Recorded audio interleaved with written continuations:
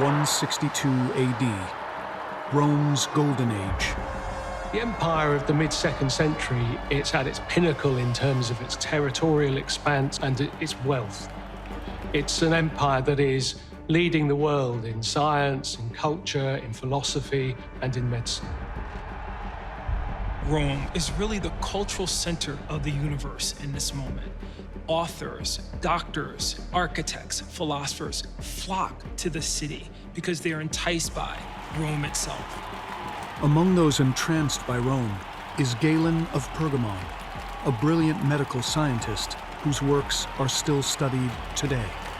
Galen is probably the single most influential figure in the history of medicine.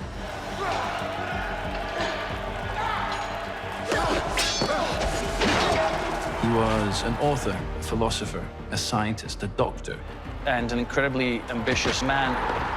His writings survive, which is true for very, very few doctors from this period. And we know that he's exceptionally skilled and he has an ego to match.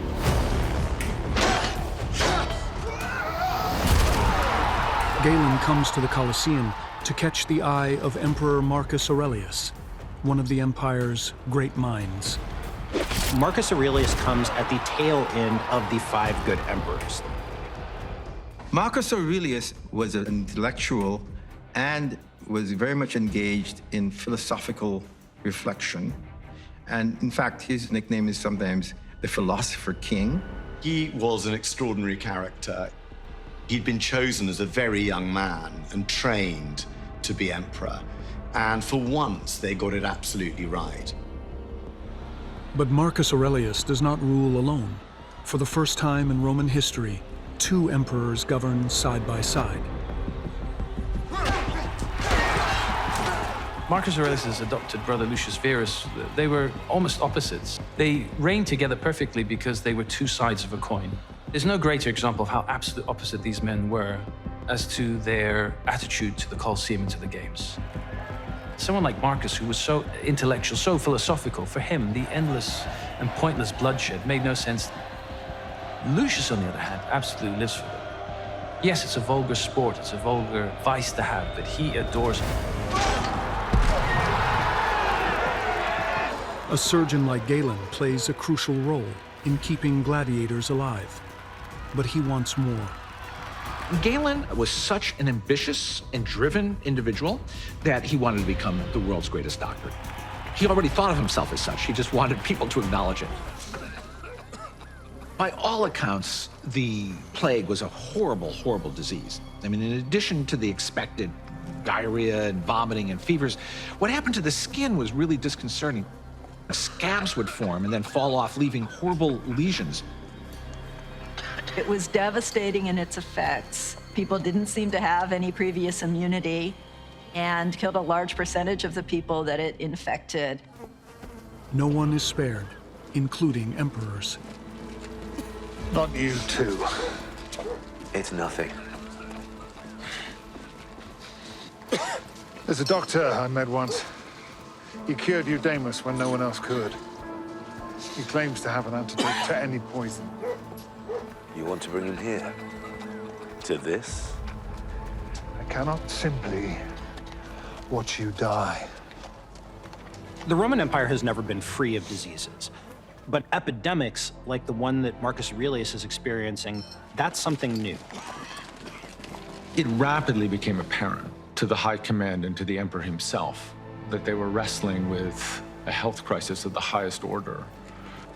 Marcus Aurelius reacted by summoning Galen from Rome.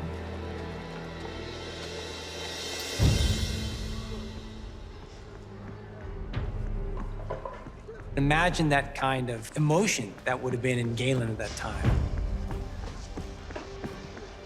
Here's my chance to actually serve the emperor directly. And on the other hand, it's like, this is a really bad situation I'm going into.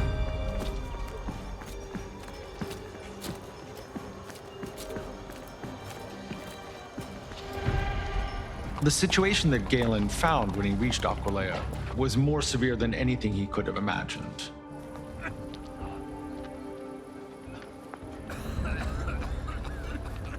Galen gives us some pretty detailed description of symptoms, and based on those symptoms, we think it was likely smallpox. It might have been the first appearance of smallpox in the Mediterranean world. There's some argument that he's seeing a lot of hemorrhagic smallpox, which is a really lethal form of smallpox where you get a lot of bleeding under the skin. This crisis comes, in many ways, for the Empire, but in a very different and essential way for Galen, the defining challenge of his life.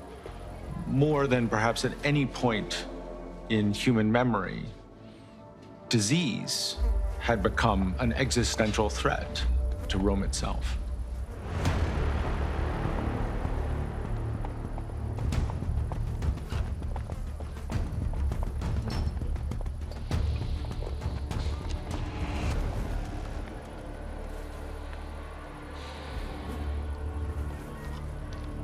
The winter that he spent at Aquileia was very difficult for him. It's rare for him to express despair or feeling of being overwhelmed, but that is exactly what he does. He treated hundreds of plague victims, and he says that the whole population struggled to survive that winter of plague in 168.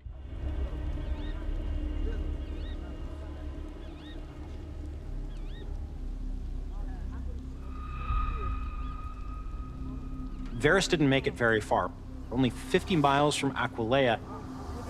For Marcus Aurelius, he is left on his own to rule an empire that's stricken by plague, has enemies at the borders, an army that's been devastated by this disease. He knows that the responsibility is his to rule the Roman Empire by himself. Galen must have been very relieved not to be on the front lines. And now he can turn his attention to his favorite activities: reading, writing, composing, scientific works, journals, and the like. Galen is probably the single most influential figure in the history of medicine. He left us a massive collection of medical texts. In fact, he's probably the most prolific author in antiquity. His Greek works comprise about 1/8 of all ancient Greek manuscripts that we have. The knowledge that Galen's medical texts contain defined Islamic and European medicine for 15 centuries.